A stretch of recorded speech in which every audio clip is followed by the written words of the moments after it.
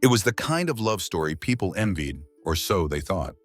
A man cast aside by his own blood, now walking into a future lined with marble, music, and monograms.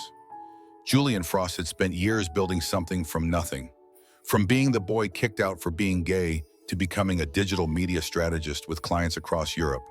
Calm, brilliant, calculated. Julian had the kind of success that didn't need to shout. And standing beside him in every photo, every interview, every gala, was Nathan Harrow, the poster child of British tech royalty. Nathan, golden-haired, smooth-talking, heir to HarrowMed, the medical tech firm his family built on both innovation and ruthless acquisition. When they announced their engagement, the press declared it the union of intellect and empire. Julian had believed it too, until the night before the wedding. London's December air bit through the wool of his coat as he stood outside Nathan's hotel suite at the Connaught. The cufflinks his soon-to-be mother-in-law had sent clutched in one hand, a soft box of silver and meaning. The hotel corridor was quiet until it wasn't. Muffled laughter spilled out as someone inside forgot to mute the speakerphone. Then came the voice. Braden, Nathan's longtime friend, the kind that always made Julian uneasy. "Do you really think you can go through with it tomorrow?" And Nathan answered, too casually, too easily. "Julian's a means to an end. Bray, once we're married, HarrowMed qualifies for the LGBTQ plus funding from Frost Whitmore. You have no idea how much they're willing to pour into us. It's a strategy, nothing more." Julian didn't move, didn't breathe. He stared at the door as if his heartbeat might crack it open. The Frost Whitmore Foundation. His foundation. The one he had co-founded years ago to support queer-owned startups, mental health access, and inclusion in corporate policy. He had created that fund with integrity, with heartbreak, with his name, and now he heard it used like currency. He looked down at the cufflinks, engraved with the Harrow family crest, a gift to the perfect son-in-law. His fingers closed around them, the corners pressing into his skin like teeth. But Julian didn't cry. He didn't collapse in the corridor. He didn't knock on the door or scream or demand answers. He walked away, not from the wedding, but from the illusion. By the time he reached the street, the cold no longer mattered. Something colder had settled into his chest clarity. What they didn't know was that Julian was not just the fiancé. He was the architect of the very grant HarrowMed had manipulated its way toward. He wasn't just a public figure. He was a guardian of integrity, the mind behind the numbers, the eyes behind the legal fine print. So if Nathan Harrow thought he could build his fortune on a lie and leave Julian behind like a used keycard, he was about to learn what it meant to underestimate someone who had already lost everything once and survived. This wasn't heartbreak. It was the beginning of a reckoning. Tomorrow, he would wear the suit. He would smile at the guests. He would let them play the music. And then he would turn their fantasy into exposure. Because some people cry after betrayal, Julian Frost built strategy and the wedding that would go on, but it would not end the way they planned. If this story moved you even a little, stay with us. Subscribe to Heart Story for more stories where the truth stands tall and justice wears a smile. Because sometimes the most powerful vows are the ones whispered to yourself. By the time London awoke beneath a gray sky and the hush of frost, Julian Frost had already been awake for hours. He didn't sleep that night, not because of heartbreak, but because he had work to do. For someone like Julian, who built an entire legacy on precision, foresight, and clarity, the betrayal wasn't an end. It was an equation, and now he had all the variables. As co-founder of the Frost Whitmore Foundation, Julian held complete access to the project records that Nathan and his board had sought to exploit. Every funding decision, every internal grant note, every memorandum of understanding, Julian had written them, signed them, archived them. He knew where to look. More importantly, he knew what to look for. By 2 a.m, his home office resembled a quiet command center. The soft glow of multiple monitors lit the room like stained glass. Documents poured out of printers' emails where Nathan and his legal team discussed plans to reroute Frost Whitmore funds after the marriage was legally recognized. Strategic models for HarrowMed's post-wedding PR campaign. A private calendar event labeled Asset merge JF Trusts, Harrow Med Holdings. Julian wasn't alone in the dark. His legal counsel, Rosalind Kerr, silent, focused, ruthless, had flown in from Brussels at his call. A retired investigative journalist turned media consultant offered her contacts to help amplify what was coming, and a private investigator, already under contract for a separate matter, was now embedded inside Nathan's company, quietly tracking every movement. Julian left nothing to chance.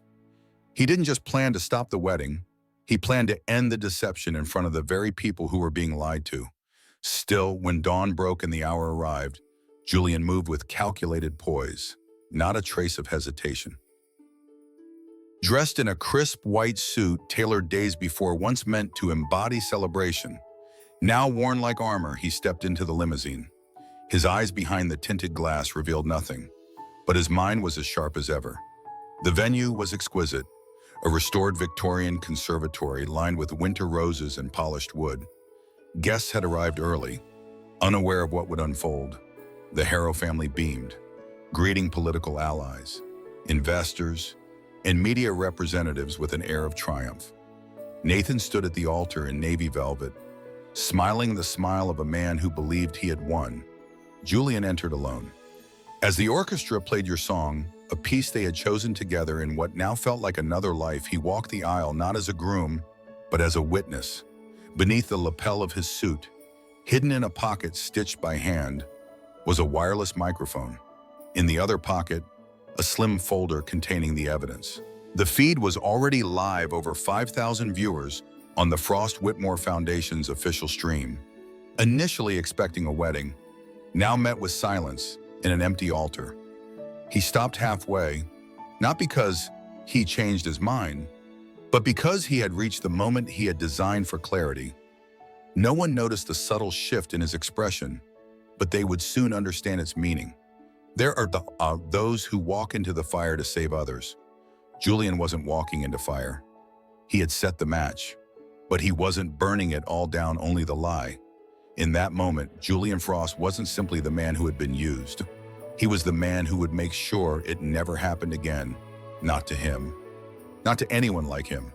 Because betrayal in private can be forgiven, perhaps, but betrayal backed by a strategy, by greed wearing the mask of love, by calculated advantage, deserves something else entirely: the truth, exposed. And sometimes truth doesn't roar. It walks in quietly, dressed in white, and lets the liars write their own ending. The world teaches us to walk away quietly, but sometimes silence is complicity. Julian chose to stand, not for revenge, but for accountability, because when systems reward deception, it takes one voice amplified at the right moment to restore the value of honesty. The music began to fade.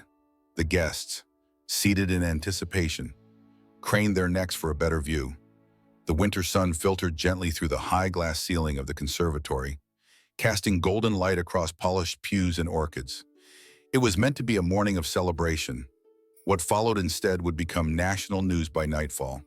Julian stood halfway down the aisle, his posture composed, his gaze fixed on Nathan. Every eye in the room turned to him, expecting vows, a smile, a tender step toward the altar. But Julian didn't move forward. He turned, not toward Nathan, but to the audience.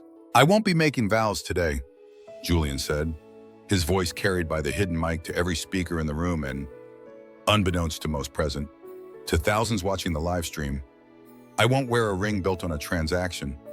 I won't sign my name into a marriage designed to manipulate the very values I spent my life defending. But I will say something so you all know what you're really here to witness." Gasps scattered across the crowd, followed by a wave of uneasy silence. Nathan's smile faltered. His father stood halfway from his seat, as if preparing to intervene. But then the screen behind the altar lit up. First, an email. Julian had enlarged it for clarity. Nathan's name, his company address, a message to his legal team, outlining the timeline for accessing Frost Whitmore funds after the wedding. Below, a note in bold: post-wedding JF status triggers grant eligibility. Marriage must appear legitimate for full benefit. There was no stutter in Julian's delivery, no falter. He turned each page of evidence calmly, precisely emails, memos, calendar entries, correspondence with Braden. Then came the recordings, discrete audio clips played over the sound system. Nathan's voice, unmistakable, laughing over dinner with a business partner, saying, "Of course I care about Julian. I care that he'll sign off on 20 million. A woman in the front row gasped and dropped her clutch. Nathan's mother, Eleanor, slumped against her chair. The server stepped forward, only to catch her as she began to faint. Nathan took a step forward, face flushed, fury burning through his expression. "Julian, stop this," he hissed. But the security team hired quietly by Julian the night before blocked his path. Calm, unyielding. "No disruptions," one of them said. "Professionally, we're under instruction." Nathan's voice rose, but his reach fell short, and then an unexpected silence broke. The screen behind Julian split in two. On one side, the final document. Nathan had signed an internal directive to phase out the LGBTQ+ hiring program once the grant period concluded. On the other, a live stream, a face familiar to few in the room, but unmistakable to Julian. Amelia Hart, venture capitalist, LGBTQ+ philanthropist, and Julian's former roommate at Cambridge. She had tuned in since the beginning. "I'm watching this in real time," she said, speaking directly to her own live stream viewers. "And so are my fellow investors. HarrowMed will no longer receive support from any firm under our coalition. Not today, not ever." The weight of those words collapsed over Nathan like stone. He tried to speak again, but now the guests were no longer looking at him, they were watching Julian. Not with confusion, but with clarity, with understanding. Some looked away, ashamed. Others nodded, quietly. The wedding was over. But Julian hadn't come to ruin it. He had come to rescue it from the lie it had become. It would have been easy to vanish quietly, to call off the event in private, but Julian understood something that many didn't. Some lies grow in darkness. They infect systems, reputations, institutions. And when a lie is designed to wear a tuxedo and make speeches, sometimes the only way to dismantle it is under the same spotlight it craved. Truth doesn't always come gently. Sometimes it needs to walk into a room full of powerful people and remind them that love is not a business model, that identity is not a bargaining chip, and that respect cannot be borrowed, it must be earned, even at the altar. The days that followed were unlike anything the London business community had seen in years. Within 24 hours of the broadcast, HarrowMed's public relations division issued a panicked statement attempting to minimize the damage, calling the wedding incident a miscommunication between partners. But no press release could outrun the recordings. No apology could erase the footage now circulating on every major network, dissected by analysts, praised by activists, and quietly bookmarked by boardrooms around the world. Nathan Harrow's world crumbled quickly. Investors withdrew. Government contracts were suspended pending investigation. Several executives resigned. His family, once proud and immovable in their power, distanced themselves entirely. At a press briefing held 3 days later, HarrowMed's patriarch stood grim-faced beside legal counsel and offered a terse announcement. Effective immediately, Nathan Harrow no longer represents HarrowMed in any capacity. Julian watched the coverage from his kitchen, not with triumph, but with the steady breath of someone who had chosen truth over comfort. He wasn't interested in humiliation. He was interested in consequence, and in making sure what happened to him would never happen again to anyone. The media called him many things: the gutsy groom, the mic'd-up messiah, the whistleblower in white. But to Julian, those names were irrelevant. What mattered was that the lie was over, and that in its place, something honest could begin. In the weeks that followed, the Frost Whitmore Foundation saw a spike in new donations. Young entrepreneurs, especially those from queer and marginalized backgrounds, flooded the inbox with gratitude, ideas, and applications. Julian didn't reply to all of them, he couldn't, but he read every single one. Each message was a reminder that his choice to speak had echoed further than any private heartbreak ever could. Then came a letter, handwritten, on delicate stationery, no return address. Julian, there are no words.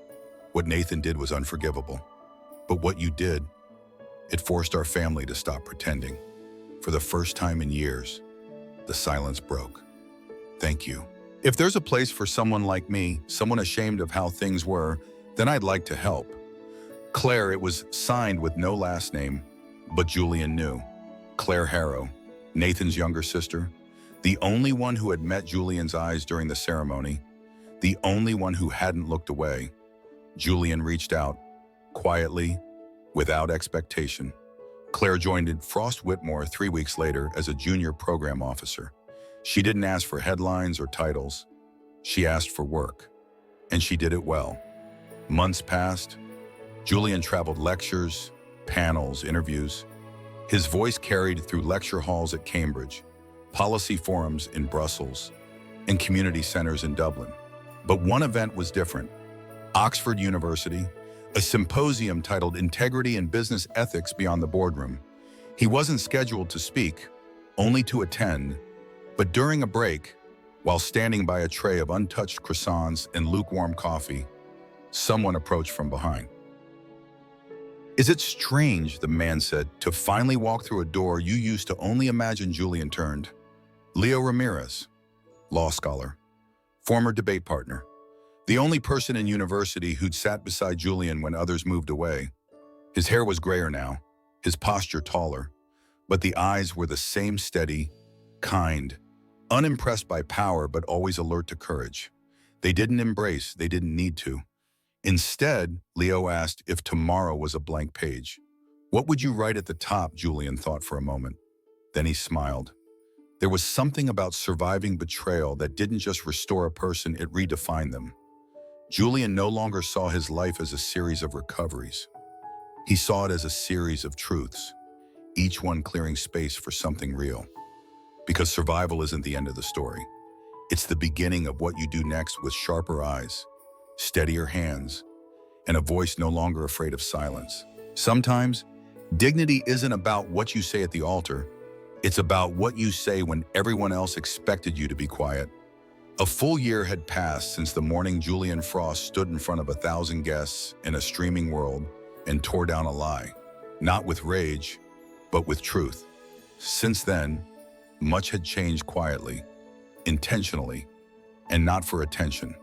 The Frost Whitmore Foundation had grown, not just in reach, but in vision. What began as a European initiative for queer and marginalized entrepreneurs was now registering as an international nonprofit, expanding into Southeast Asia with regional hubs in Bangkok, Manila, and Hanoi. Its mission had evolved from funding startups to building resiliency, supporting legal education, digital literacy, and trauma-informed training for youth who had once felt the world was never built for them.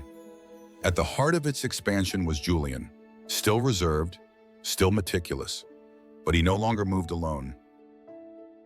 He and Leo Ramirez, the former law scholar who had reappeared in Oxford, were now co-founders of a sister organization, the International Alliance Against Marital Fraud and Corporate Abuse, a name as deliberate as their mission. Their team investigated patterns where legal unions were weaponized for funding, access, or political gain. They exposed shell marriages arranged for corporate and tax maneuvering, and fought to uphold dignity where love had been treated as a loophole. Leo and Julian didn't talk about the wedding. Not often, and it didn't need to be dissected anymore. It was not a wound, just a scar, silent proof that survival and legacy could coexist. Still, some chapters refused to close quietly. One afternoon in Edinburgh, while reviewing grant proposals in the corner of a quiet cafe, Julian received a call. An older woman's voice, soft but steady. "Mr. Frost, I know I have no right to intrude, but if you're willing, there's something I'd like to return." Julian hesitated. Then he recognized it. The voice, Nathan Harrow. He met her days later at a quiet chapel near the Scottish border.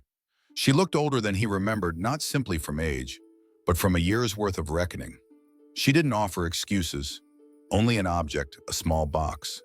wrapped in silk, inside the cufflinks, the very ones she had sent him the night before the wedding. I gave these to the wrong person, in the wrong spirit. She said, but I'd like you to have them now, not as a gesture of apology, but of gratitude. You didn't just save yourself, you saved us from pretending one more generation.